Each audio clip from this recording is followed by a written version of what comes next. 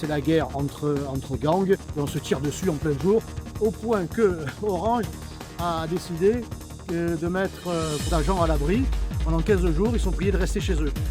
Si ça, c'est pas de la mexicanisation de la ville de Marseille, ça y ressemble quand même fortement. Eh bien, je me trouve dans le quartier de Saint-Mauron, métro national, qui est la nationale que le nom, enfin ça dépend de la nationalité.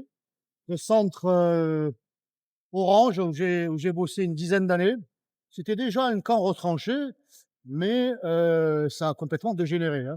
J'ai camp retranché parce que déjà trafic de stupes, une immigration de peuplement, alors aujourd'hui une immigration de remplacement. Ne cherchez pas d'Européens, il y en a plus. Et le trafic de stupes qui existait déjà rue du Commissaire. C'est faut quand même le faire.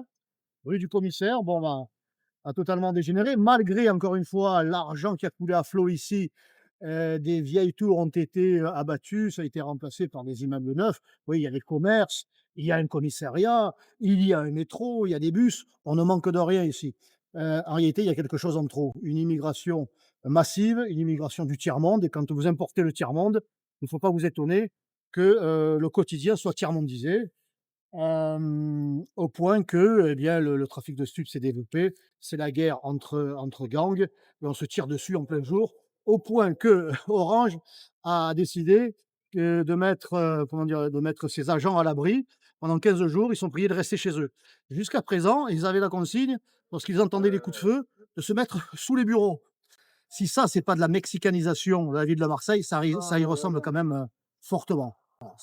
C'est la débandade, on est quand même dans une situation de chaos, quoi. La conclusion de tout ça, c'est que la politique de la ville, d'assistanat, d'argent qui coule à flot, d'immeubles qui sont refaits, tout ça n'a servi absolument à rien.